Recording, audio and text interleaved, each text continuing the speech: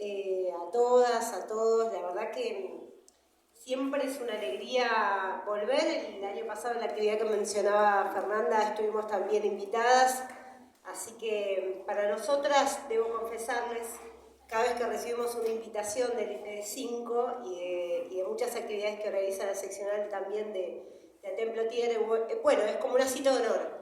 Sabemos que es el lugar donde queremos estar porque nos sentimos siempre muy bien recibidas, porque el intercambio siempre es muy rico. Así que bueno, hoy corrimos porque yo, además de ser abogada hace casi 20 años, trabajo como docente. No me animo a decir que soy docente, eso es un montón y eso son y serán ustedes. Pero sí trabajo como docente en una tecnicatura de musicalización y sonido en el CEPEM 18. Y bueno, salía a las 6 de la tarde. Y como todos y todas hacemos esfuerzo en la profesión, bueno, en este caso también es por sostener la currícula. Hoy tuve 2 alumnos, nada más. Entonces, me parece que cada día de clases que podemos tener, pese a que no hay agua, pese a que se cae el edificio, pese a que hay un montón de problemas, bueno, hay que tratar de sostenerlos. No me parecía faltar a ninguna de las dos cosas, por eso llegamos un poquitito tarde y pedimos disculpas de antemano.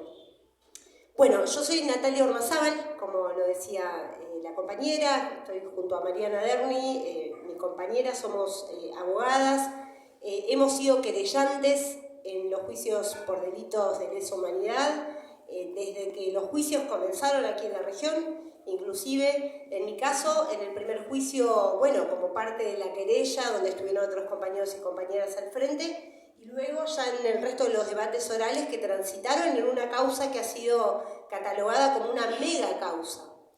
Y una mega causa porque en Neuquén y en toda la zona también, en distintas zonas de la provincia de Río Negro, tanto de Cordillera como del Valle y también del Valle Medio, bueno, ha ocurrido el despliegue del plan genocida en lo que fue la subzona 52.2, desde Bahía Blanca hacia abajo. Fue todo parte de la zona a cargo del 5º Cuerpo del Ejército y se desplegó bueno, uno de los planes concretos más sangrientos que hubo en todo el país como parte del genocidio. En ese marco, la zona de Neuquén, pero esto ya lo va a explicar un poquito mejor mi compañera Mariana Derni, fue una zona muy importante para el plan genocida, porque acá había una concentración muy específica y muy fuerte de militancia. Entonces el plan tuvo un especial interés en terminar con la organización de militantes de la región.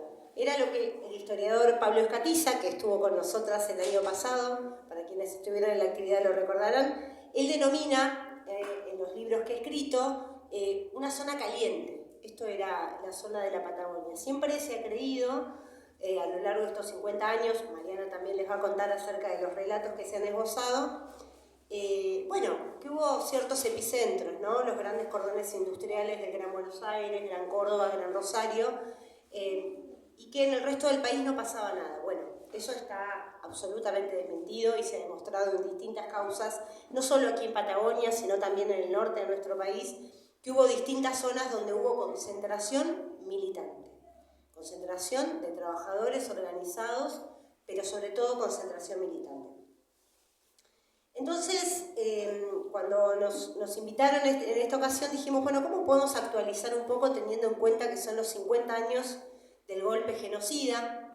Voy a utilizar esa palabra de ahora en más, no voy a decir dictadura cívico-militar eclesiástica porque lo fue, pero sí creemos que la propia denominación de golpe genocida o de genocidio es la denominación que correctamente acerca a lo que ocurrió en nuestro país y el plan que se desplegó en nuestro país, que tuvo objetivos, que tuvo roles, que tuvo impulsores, que tuvo beneficiarios y que por supuesto tuvo en miras la destrucción, entendemos nosotras, de la clase trabajadora y su organización.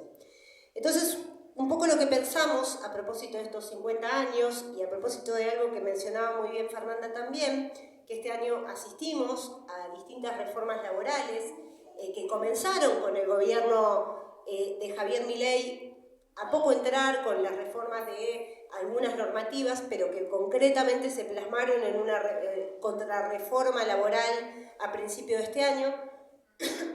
Pensamos entonces cómo detenernos en un punto que siempre nos pareció central y que tal vez no hemos podido desarrollar tanto en todo este tiempo, más que someramente, porque bueno, siempre la explicación del genocidio y sobre todo del aspecto represivo del genocidio es el que más lleva tiempo a veces, el poder contar, explicar, contar, y es el que más hemos podido explorar en las causas que se llevan adelante en todo el país.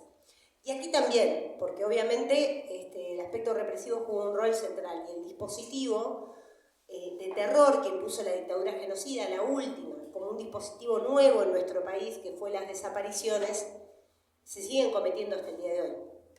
Hemos visto la aparición de cuerpos allí en lo que fue el centro clandestino de La Perla, recientemente este año, con cuerpos que siguen identificándose, entonces sabemos que es un delito que continúa a 50 años cometiéndose. Y entonces yo les decía que esta vez que hicimos, yo en mi caso me voy a centrar en un aspecto que nos parecía central del plan genocida, Mariana luego va a explicar tal vez más en profundidad lo que fue el plan en general, en los objetivos y sobre todo en uno de los objetivos, que fue la imposición de un plan económico.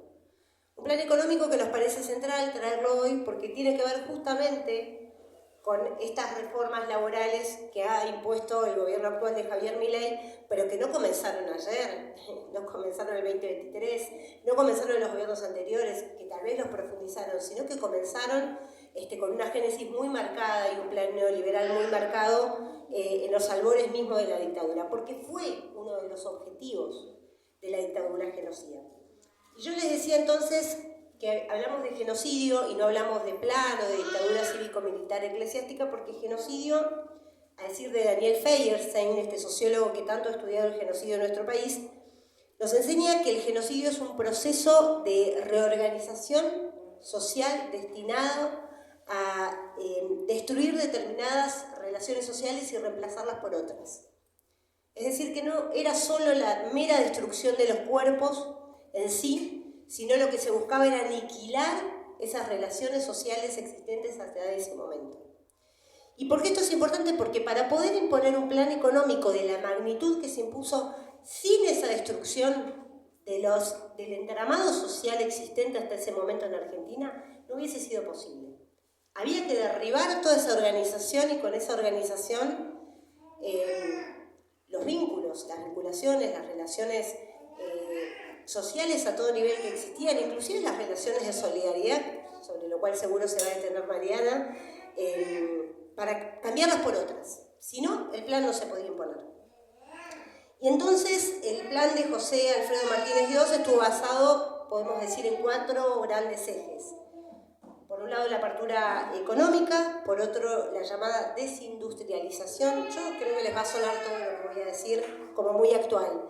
La valorización financiera y el endeudamiento externo. Esos eran los 4 grandes ejes sobre los cuales va a venir a imponer este plan Martínez Guiós con la finalidad de cambiar el paradigma existente hasta ese momento en Argentina, que además había ganado en récords históricos, en producción, en industrialización, en generación de empleo, en derechos, con una clase trabajadora que había ganado en fuerza y combatividad en la década anterior y que desbordaba las centrales sindicales y la organización sindical, inclusive para superarla, no solamente para encontrarse dentro de los límites tal vez estrechos de las centrales sindicales, sino para desbordarlas y superarlas con métodos absolutamente revolucionarios de la clase trabajadora. Y entonces la apertura económica lo que implicó en primer lugar es la reducción de estos aranceles y las barreras a las importaciones para generar una competencia profundamente desigual en relación a la producción nacional. Por supuesto que esto generó el cierre de fábricas, la pérdida de empleos, la baja de producción, todo muy actual, ¿verdad? Porque no se podía competir en las mismas condiciones que de esas importaciones que venían del país. Inclusive había propagandas que circulaban por aquellas épocas en relación a colchones. Veíamos hace unos días en una charla en la universidad que mostraron unas propagandas, decían tirar el colchón, y yo decía, bueno, nada, no bajo el sol.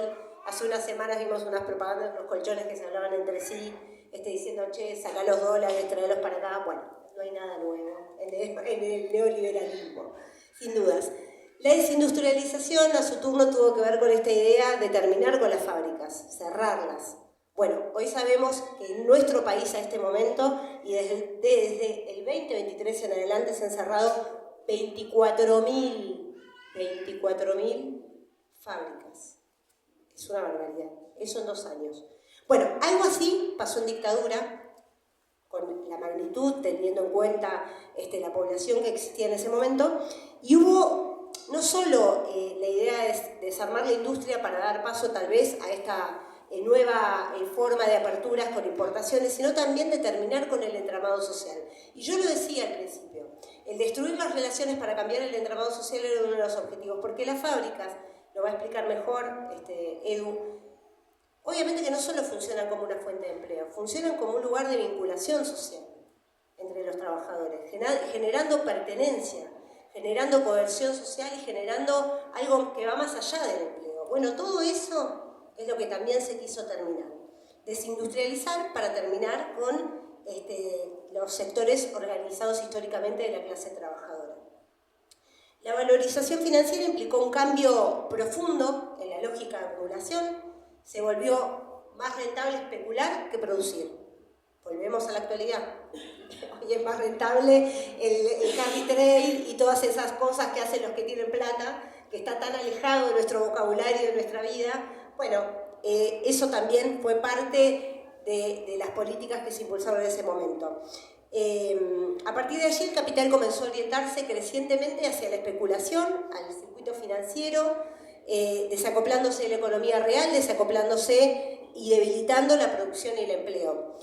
En el tema del endeudamiento externo, que eso es algo que arrastramos y por eso hemos sido muy insistentes en los juicios donde participamos, tratando de explicarlo, creo que es lo más palpable que podemos ver hasta el día de hoy. Digo, hoy seguimos asistiendo a una deuda externa que se consolidó durante la dictadura genocida, una deuda que al año 1976 era de 7.000 millones de dólares y para la salida de la dictadura, en el año 1983, se había multiplicado por 6, es decir, que pasó de 7.000 millones a 45.000 millones de dólares, estatizando deuda privada, como el de los grupos Macri, y toda esa caterva de personas que al día de hoy escuchamos sus nombres allí, los dueños de los FATE, los dueños de todas las grandes multinacionales que conserva este país. Bueno, ellos estatizaron su deuda privada y la transformaron en una deuda pública.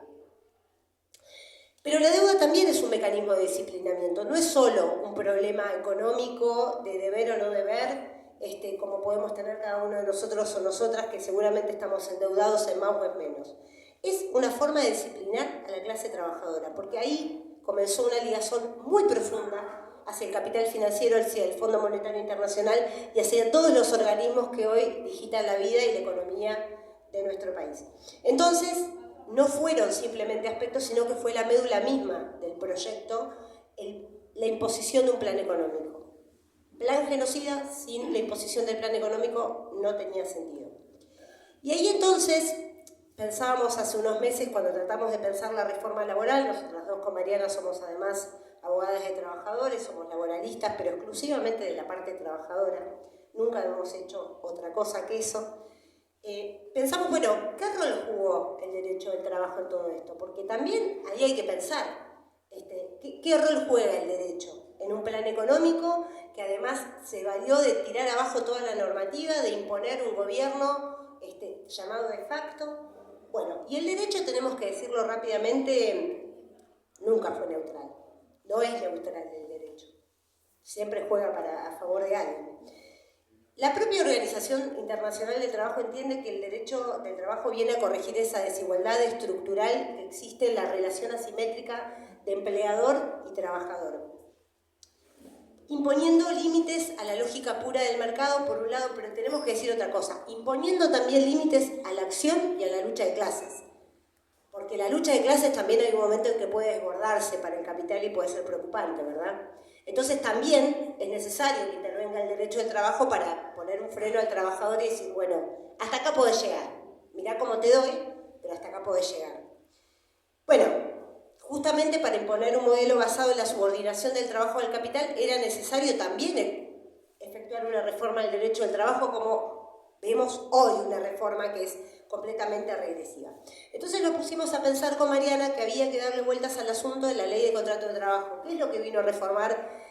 ¿Qué es lo que vino a traer la última reforma laboral? Justamente la reforma de una ley que nace en el año 1974, producto de un intenso debate de los laboralistas de ese momento, con Roberto Centeno a la cabeza, pero otros sectores también, más radicales inclusive que Roberto Centeno, Moisés Meik, Orlando Gatti, todos sujetos que fueron inclusive, algunos de ellos, víctimas de lo que fue llamada la Noche de las Corbatas, esta acción el 7 de julio, por la cual los laboralistas en Argentina festejamos nuestro día, como una especie de conmemoración o evocación a aquellos abogados y abogadas que fueron secuestrados el 7 de julio del año 76 y que, bueno, permanecen desaparecidos hasta el día de hoy, que muchos de ellos jugaron un rol muy progresivo en el avance que significó para ese momento el dictado de la ley de contrato de trabajo. La ley nace como un pedido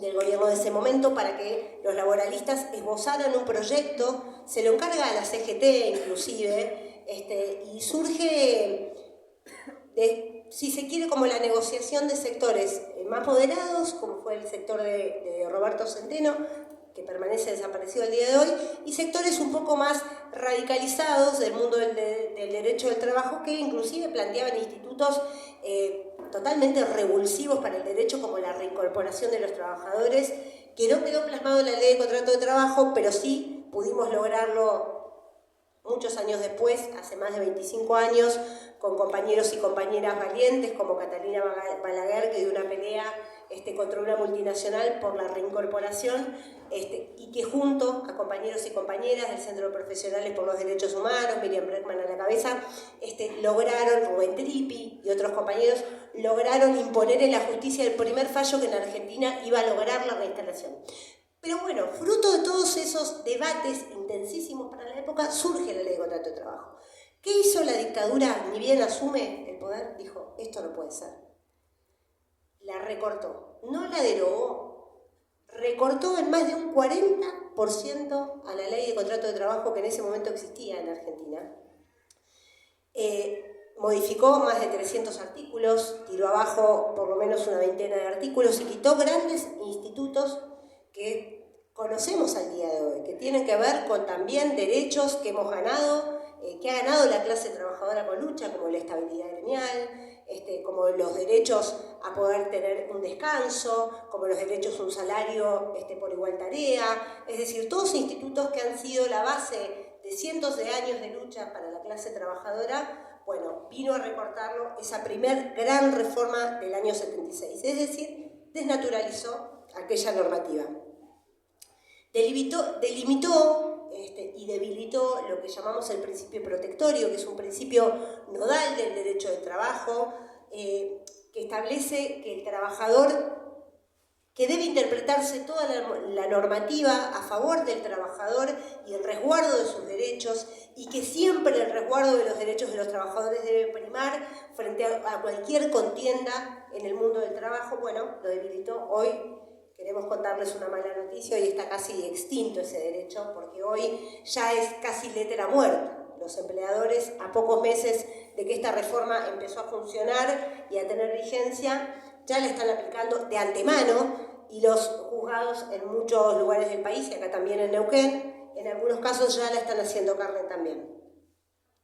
Entonces, si pensamos al genocidio como un entramado, como nos decía Feinstein, de reorganización social, entonces tenemos que decir que el derecho en ese entramado jugó un rol muy activo, muy activo.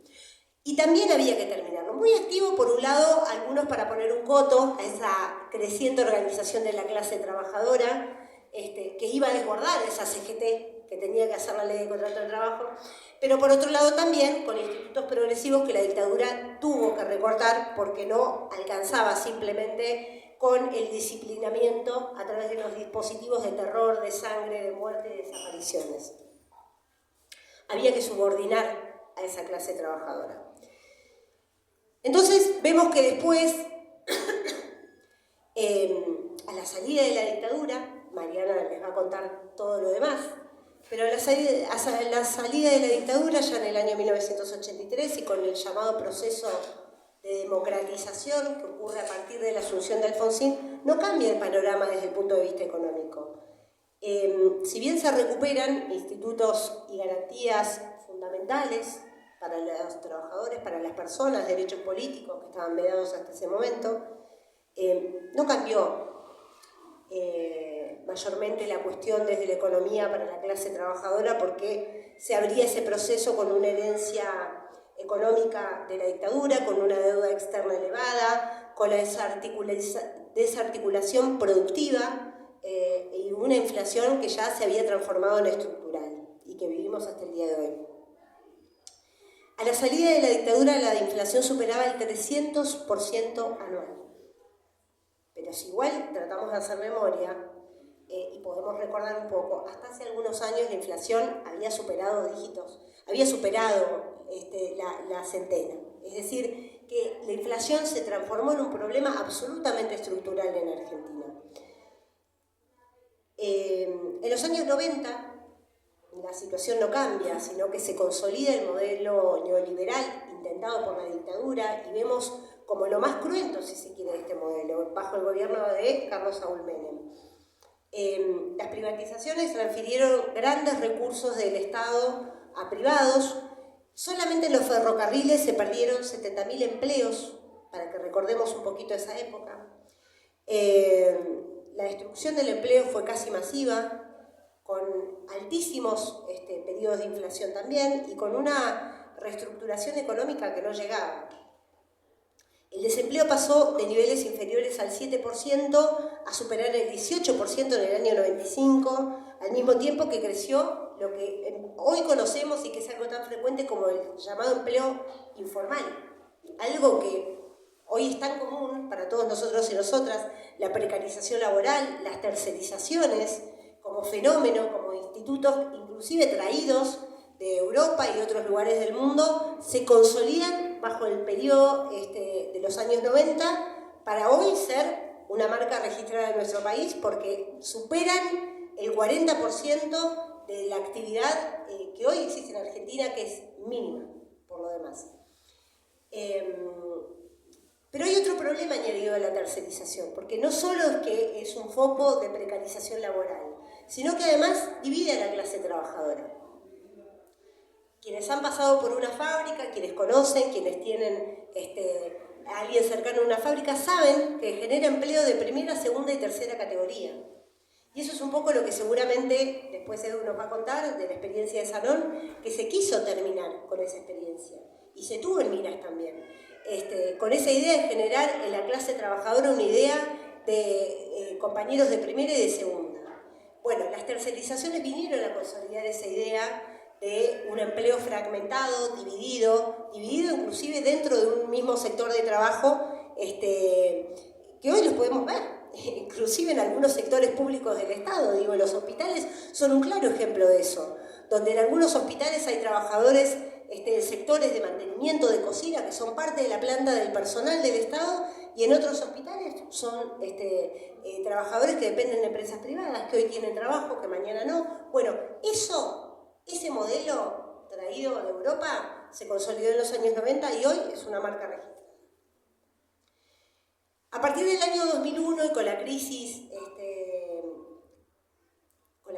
impresionante, podemos decir, que vivió nuestro país, con algo que recordarán, acá todos somos post-2000, así que seguro, creo que hay muy poca gente que haya nacido después de esos años. Tenemos que decir que hubo un quiebre muy, muy importante en lo que fue el modelo neoliberal. Ahí podemos hablar de un periodo que comienza muy lentamente, post-crisis, distintos gobiernos que transitaron a lo largo de algunos días, con presidentes que ni recordamos el orden y los nombres y demás, algunos de ellos que duraron horas, otros que duraron días. Bueno, y con esa crisis que se abre en nuestro país, empieza un periodo de recomposición lento de la economía. Pero es una recomposición que no podemos embellecer, porque en realidad lo que hizo fue simplemente crecer en números, pero sostener estructuralmente los niveles de desempleo, los niveles de precarización y los niveles de informalidad. Entonces una mirada crítica exige que lo revisemos desde ese lugar.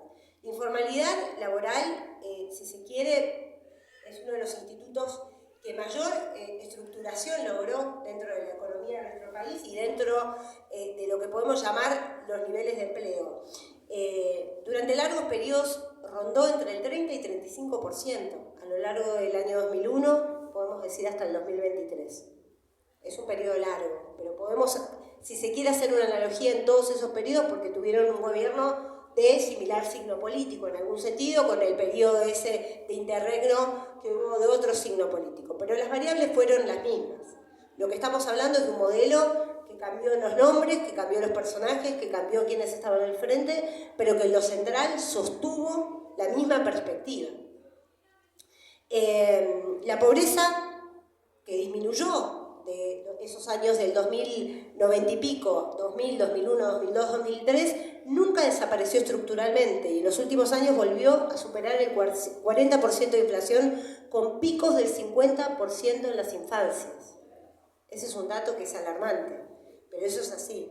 Y que inclusive crece aún más esa tasa en lugares como en Patagonia o en Neuquén, donde la contradicción existe con niveles altos de empleo, si se quiere los más altos del país, altos en ingresos per cápita, pero con un nivel de pobreza y de pobreza infantil que son alarmantes.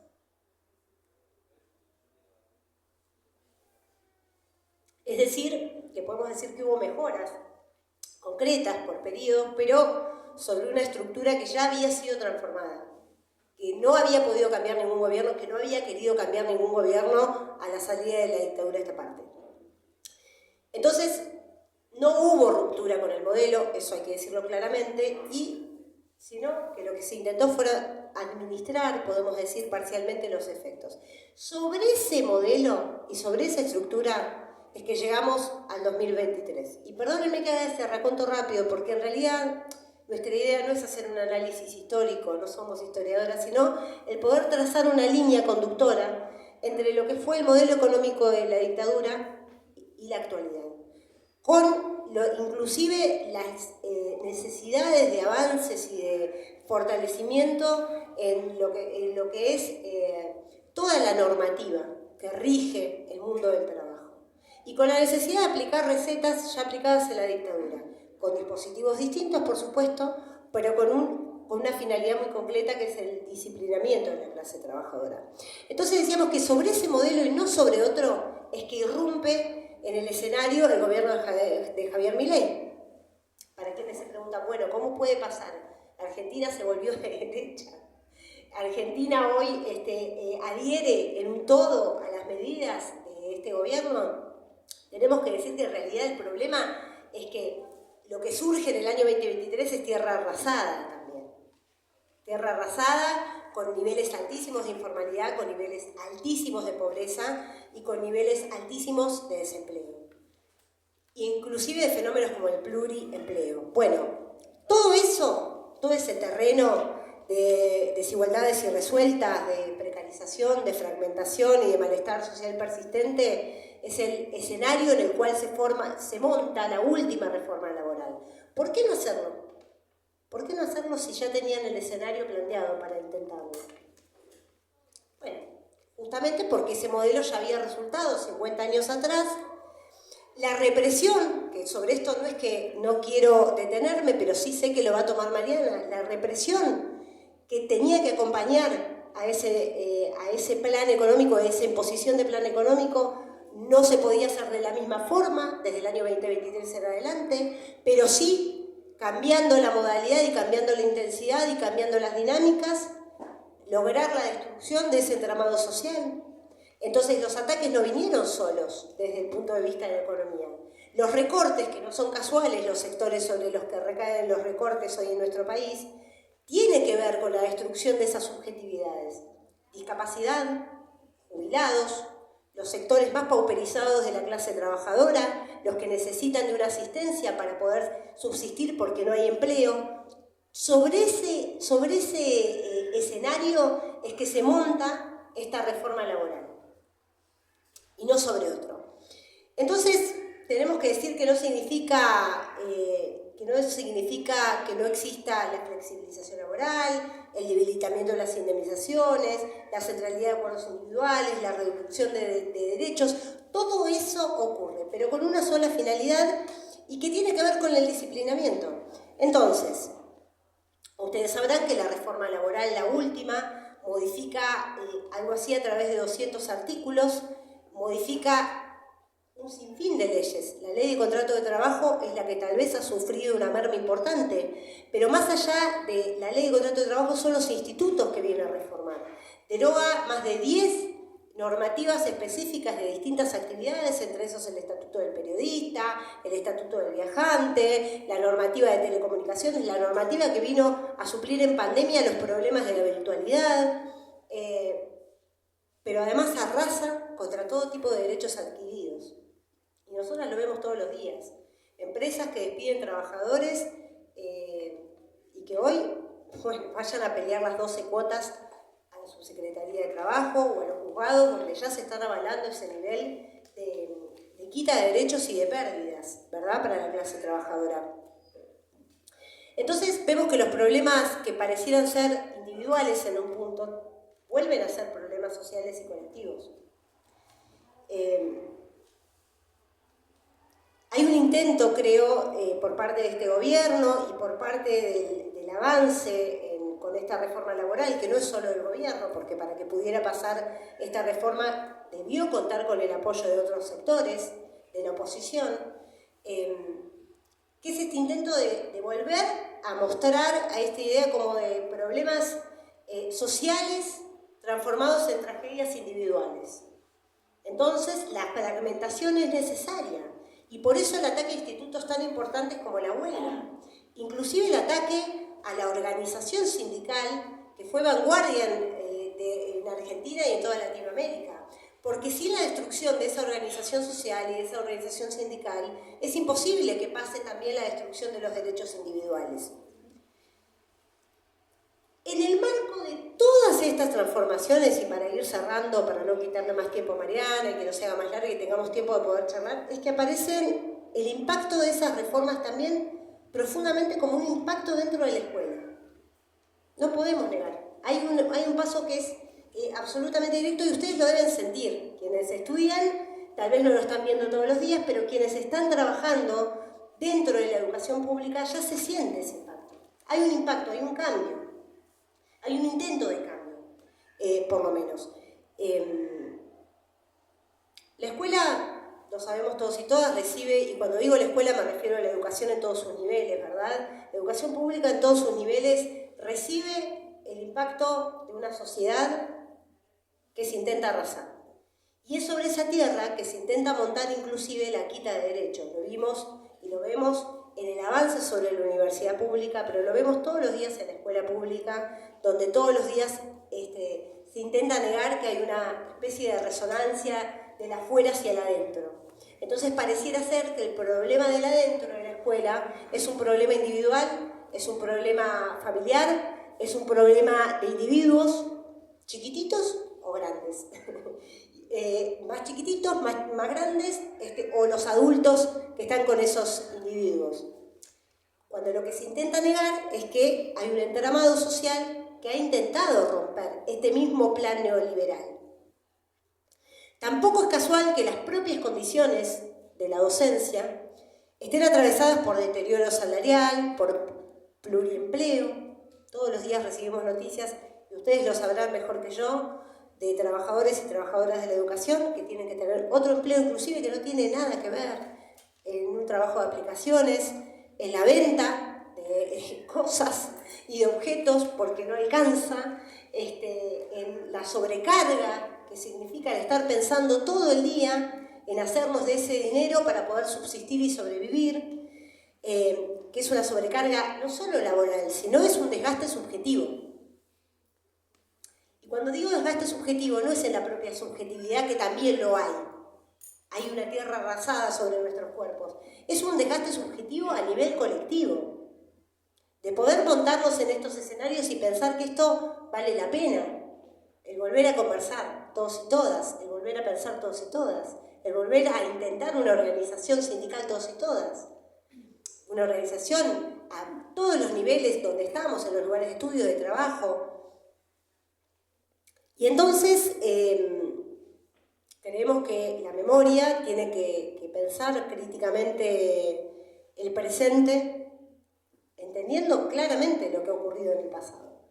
Por eso cuando nosotros hablamos de los 50 años del golpe genocida, muchas veces nos ha pasado, porque hace mucho tiempo que estamos en los derechos humanos y siendo parte de estos juicios, pareciera ser que es un problema del ayer. A veces hasta la sociedad lo siente como un problema del ayer. Por supuesto que nosotras no podemos vivirlo de esa manera porque nos toca lo personal, pero pareciera ser que estamos hablando de algo que ocurrió, que le ocurrió a las madres, que le ocurrió a los hijos de los desaparecidos, que ocurrió a un sector de la sociedad, cuando no vemos o no tratamos de pensar que en realidad la destrucción o el intento de destrucción, porque ahora Mariana nos va a contar el final y nos va a decir si eso pasó o no pasó, bueno, alerta spoiler, no pasó, hay un hilo rojo que es la continuidad, pero sí se intenta generar la idea de que eso es algo del ayer y de otros, y de una otra edad que no tiene nada que ver con nosotros y nosotras. Entonces, cuando pensamos en esos 50 años del golpe genocida,